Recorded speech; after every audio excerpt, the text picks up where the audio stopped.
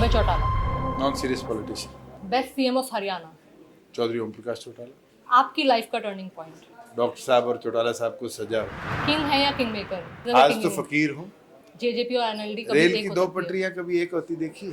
थार और बुलेट पर उन्होंने कमेंट किया और था। मुख्यमंत्री हरियाणा के अंदर थार पे रोड शोज निकाल रहे हैं, इसका मतलब तो सबसे बड़े गुंडे वही हैं। पूरी तौर पर विफल सरकार है। मुख्यमंत्री ने 40,000 से ज्यादा लोगों की पेंशन काट दी। सरकार का दिवालिया पिट चुका है कि उसके खजाने में पैसा नहीं है। कि ना लाडो को लक्ष्मी मिली, ना लक्ष्मी को लक्ष्मी मिली। किंग भी हूँ, किंग मेकर भी हूँ, क्योंकि दुष्यंत हूँ मैं।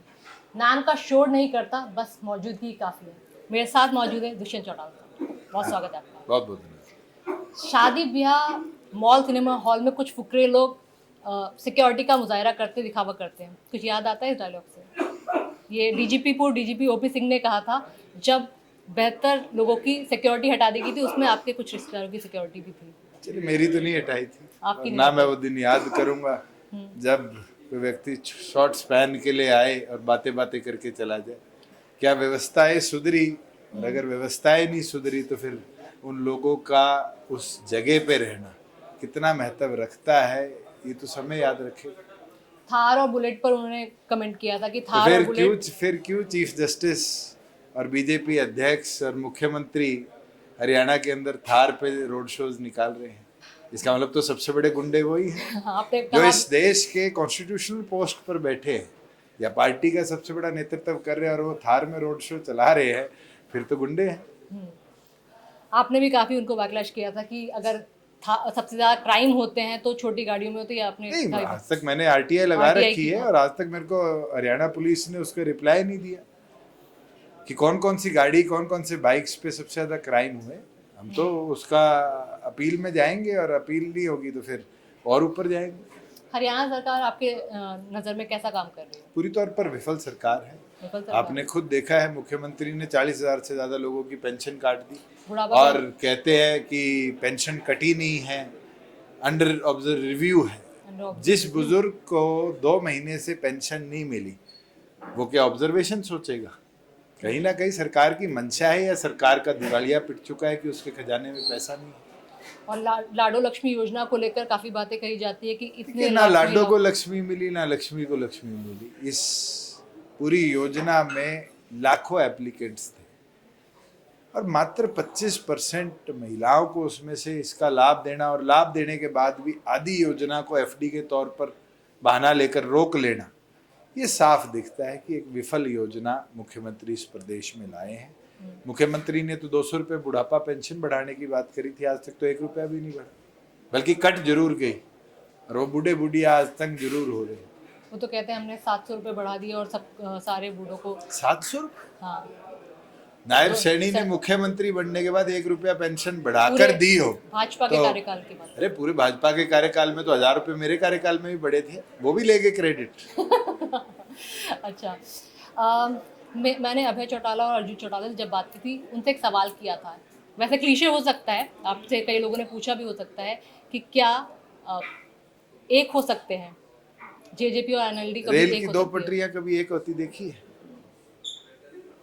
यही जवाब वहाँ से भी था। चलिए, आपको जवाब मिला हुआ है, फिर क्यों सवाल आता है? वो आपसे भी था ना, वो उनसे किया था, वो उनका वक्तव्य था। मैं तो इतना बोल सकता हूँ, जननायक जनता पार्टी को आगे ले जाना, मजबूती के साथ नेतृत्व देना, ये हमारी जिम्मेवारी है और उसको अच्छी तरह निभाएंगे। बिल्कुल, क्योंकि आपके पास टाइम की कमी है तो रैपिड फायर कुछ भी शब्द बोलेंगे, उस पर जो भी आपके ध्यान में आता है वो बोलिएगा।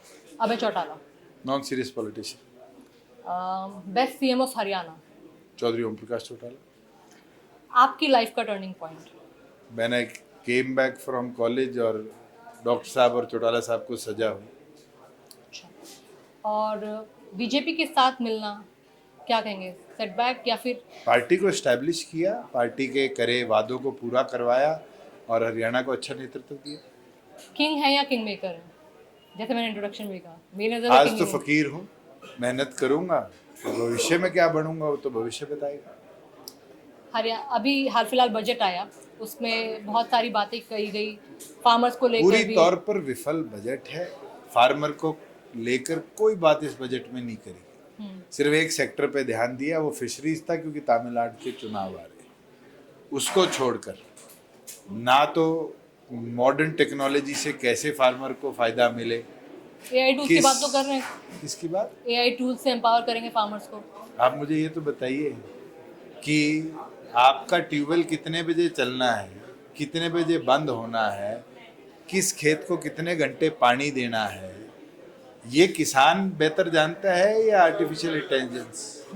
और अगर आर्टिफिशियल इंटेलिजेंस बेहतर जानती है तो फिर आर्टिफिशियल इंटेलिजेंस को फील्ड में जाकर जो डोड़ बनाए होते हैं खेत टू खेत डिवाइड करने के लिए, उसको कस्सी से लेके तोड़ने का काम भी करना पड़ेगा। सर बातें करनी बहुत आसान है, एआई की सरकार है, ये एआई की बात कर कर इस देश को मूर्ख जरूर बना सकते। 2025 में हरियाणा ने बहुत कुछ देखा। सबसे ज़्यादा चर्चित केस रहा मनीषा केस, भिवानी का वो केस जो अभी तक नहीं सुलझा है। पहले उस केस में काफ़ी ट्विस्ट आए, पहले उसको सुसाइड भी कह दिया, उसके बाद 3 पोस्टमार्टम हुए, लेकिन अभी तक भी परिवार खाली हाथ है। कि क्या हो रहा है, परिवार की मांग थी सीबीआई को जाए, सीबीआई अपना काम कर रही है। आप और मैं तो कोई इन्वेस्टिगेटिव एजेंसी है नहीं। अगर आपको देश की सबसे बड़ी इन्वेस्टिगेटिव एजेंसी पर विश्वास है तो आपको इंतजार भी करना पड़ेगा। Every action in investigation requires time. इसके अलावा एक केस हुआ आईपीएस पूरन सुसाइड केस, उसके एवज में एएसआई संदीप राठौर ने भी सुसाइड कर ली। ऐसा लगने लगा था कि क्या हरियाणा पुलिस में इतना ज़्यादा प्रेशर है कि जो एक के बाद एक, उसके बाद तो 2 पुलिसकर्मी सुसाइड कर गए थे, और कल की न्यूज़ थी कि एक आईपीएस के पिता ने भी सुसाइड किया। पर क्या हमारा स्टेट डिप्रेसिव स्टेट में जा रहा है? क्या हमारे वर्क कल्चर में इतनी इनएफिशिएंसी आ गई कि हमें इस तरह के कदम उठाने पड़ रहे हैं? ये तो पुलिस को अपने लोगों को काउंसिल करना पड़ेगा। इंटरनली पुलिस का मनोबल तो पुलिस के अधिकारी कमजोर करते हैं, और अगर वो अधिकारी अपने फोर्सेस को मोबिलाइज रखेंगे, मोरलाइज रखेंगे, तो इस तरह के कदम कभी नहीं उठेंगे। तो सोशल मीडिया का ज़माना है, वायरल चीज़ों का ज़माना है। हाल फिलहाल एक केस आपने भी देखा होगा, सोशल मीडिया पे देखा होगा कि शायद हिसार में एक व्यक्ति को 11 बेटियां हुई, 11 बेटियों के बाद एक बेटा हुआ, तो उसके बाद काफ़ी खुशी मनाई गई। ये कहा गया कि हमने फीमेल फीटिसाइड नहीं किया, भ्रूण हत्या नहीं की है, और मैं 11 की 11 बेटियों को पाल रहा हूँ। जबकि उन शख्स से जब पूछा गया तो सारे बच्चों के नाम भी याद नहीं थे। इसको किस तरह देखा? मैंने केस देखा नहीं, पर मुझे खुशी है। मेरे पास एक बेटी है, मेरे भाई के पास एक बेटी है, हमारे घर में 2 लक्ष्मी है, और मुझे लगता है कि भविष्य के अंदर अगर हम देखेंगे तो शायद बेटियां बेटों से ज़्यादा आपकी सेवा करें। लेकिन फिर भी हरियाणा सशक्त राज्य है, हर फील्ड में हम लोग आगे हैं, लड़कियां आगे हैं, चाहे स्पोर्ट्स हो, चाहे कल्चर हो, कुछ भी हो।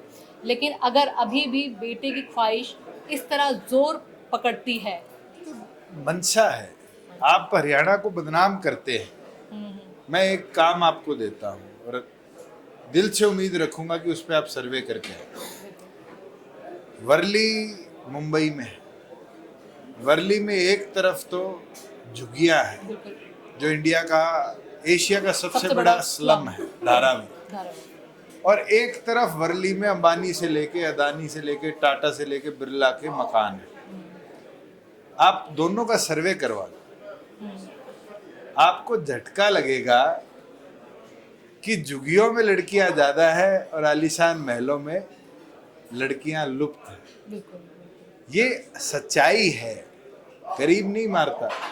जिसके पास पैसा है, जिसके पास फैसिलिटेशन है, कहीं ना कहीं इस तरह की छोटी सोच और इस तरह के कदम वो लोग उठाते हैं।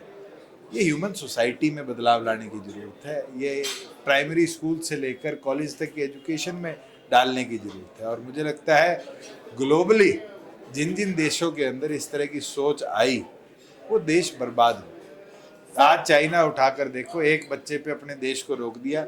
आज फास्टेस्ट एजिंग कंट्री है। आने वाले भविष्य में चाइना की हालात क्या होंगे किसी को नहीं पता। और हम फास्टेस्ट ग्रोइंग कंट्री हैं, 140 करोड़ पार करके हम अपनी आबादी को बसाएंगे कैसे, ये भी समस्या होगी। सर, हरियाणा सरकार दावे करती है कि हमने बिना खर्ची बिना पर्ची के बहुत सारे युवाओं को रोजगार दिया। आप एमडीयू का आंकड़ा उठा लो ना। जब मुख्यमंत्री के दफ्तर से एमडीयू की भर्ती कैंसिल होगी और उसके बाद भी वीसी भर्ती भी निकाल देता है, रिजल्ट भी निकाल देता है और उनकी ज्वाइनिंग भी करा लेता है और कुछ नहीं कर पाती, तो खर्ची पर्ची की जरूरत क्या है? मनमर्जी है ना। बीते दिन रणदीप सुरजेवाला ने किसी नौकरी का हवाला देते हुए कहा कि इतनी हजारों नौकरियां निकालते हैं लेकिन भर्ती होते सिर्फ 10-20 अरे कल ही रिजल्ट आए हैं, 600 पोस्ट थी और कुछ शायद 40-50 ही, और उसके लिए भी कई और साल लग जाते हैं। उसके अंदर भी अधिकतम दूसरे प्रदेशों के हैं। तो क्या हमारे बच्चे जो पीएचडी नेट जेआरएफ करे हुए हैं वो अनक्वालिफाइड है? वैसे तो डिजिटल ज़माना है और आप भी युवा हैं और डिजिटल से काफ़ी जुड़े हुए हैं, लेकिन क्या आपने देखा अभी हाल फिलहाल का एक केस है जहाँ पर एक कोरियन गेम खेलते हुए 3 बहनों ने सुसाइड कर ली, 12, 14 और 16 साल की उम्र, टीनेजर्स थी तीनों। गाजियाबाद का इंसिडेंट है। Incident। मुझे ये तथ्य तो नहीं पता गेम खेल रही थी गेम, कोरियन गेम, या फाइनल टास्क शो पूरा दे रही करके। थी, किसको पता है? जिनकी जान गई वो तो बता नहीं सकती, और ये तो इन्वेस्टिगेशन के बाद ही पता चलेगा। बाकी मतलब इंडिया में भी ऐसे बहुत सारे गेम्स बैन हुए थे, ब्लू वेल गेम है, पबजी पर भी बहुत बवाल हुआ चलो, था। मैं तो खेलता नहीं हूँ तो मैं इन चीज़ों को ज़्यादा जानता भी नहीं हूँ, मगर हाँ, आज के दिन जैसे आपने कहा एआई का ज़माना है, तो इतनी इंटेलिजेंस जब गैदर करके आप छोटे से क्लाउड में लाते हो, तो कहीं ना कहीं ह्यूमन ब्रेन्स के साथ खिलवाड़ करने की शक्ति उनको देते ही आप अपने लिए ही एक टेरर तैयार करके छोड़ रहे हो। जैसे कोविड के बाद ऑनलाइन क्लासेस का कल्चर बढ़ गया था, चाहते ना चाहते हुए भी, तो कहीं ना कहीं स्कूल्स को एक तरह से बच्चों को फ़ोन और आप जो ऑनलाइन क्लासेस वाले बच्चे हैं और प्रैक्टिकल क्लासेस वाले बच्चे हैं, एक दिन अपने चैनल पे बुला के 10 बच्चों को 5-5 के ग्रुप में और डिबेट करा कर देख लो, आपको प्रैक्टिकलिटी दिखेगी कि सबसे बड़ा फेलियर जो है वो ऑनलाइन वाला बच्चा। बिल्कुल फिजिकल एक्टिविटी कम्प्लीटली शट होती थी। अरे पहले गलियों में क्रिकेट खेला करते थे, पिट्ठू खेला करते थे, गुल्ली डंडा खेला करते थे। आप किसी बच्चे को उठा के पूछो क्या खेलते हैं? क्रिकेट खेलता हूँ। कहाँ खेलते हैं? PS5 में खेलता हूँ। ये जमाना आ चुका है कि हम टीवी और अपने कमरे से बाहर नहीं निकलते, और पेरेंट्स कितने ज्यादा हाईटेक हो चुके हैं कि बच्चों को कमरे में बंद करने के लिए कह देते हैं बाहर पोल्यूशन है, और वो भूल जाते हैं वो उस पोल्यूशन में ही बड़े हुए हैं। सर, हरियाणा कांग्रेस पर इल्ज़ाम लगते हैं बहुत सारी गुटबाजी के, कलहबाजी के। SR के गुट था के तो बीजेपी में आ गया, और यही कहा जाता है कि सारी की सारी कमान हुड्डा के हाथ में है, चाहे जो भी किसी को भी जिम्मेदारी सौंप दी जाए। किस तरह देखते हैं? कांग्रेस अंतर कलह में टूट चुकी है। केवल मात्र हरियाणा ही नहीं, आज पंजाब उठाओ, आप हिमाचल उठाओ, आप दिल्ली उठाओ, राष्ट्रीय तौर पर उठाओ, जब उनका बिहार का पूर्व अध्यक्ष रिजाइन करके और राष्ट्रीय अध्यक्ष के ऊपर सवाल उठा देता है, तो मुझे लगता है हुड्डा और रणदीप सुरजेवाला की लड़ाई तो बहुत छोटा विषय है। हालांकि आखिरी सवाल, हालांकि ये सब राव नरबी और राव इंद्रजीत ने भी, उनके ऊपर भी इल्ज़ाम लगे थे, अहीर वर्सेस अहीर की राजनीति हो रही थी, तो इसको किस तरह देखते देखो, ये पुराना काम है और कोई नई बात नहीं है, और चुनाव के पास आकर ये लड़ाई हमेशा दिखती है, और बाद में all is well. All is well. तो निकाय चुनाव आने वाले, उसको लेकर जेजेपी की पार्टी जल्द बैठक करके इस पे निर्णय लेगी कि पार्टी सिंबल पे लड़ेगी या नहीं। ओके, बहुत बहुत शुक्रिया, आपने हमारे Thank सारे you so सवालों का जवाब दिया। Thank you so much.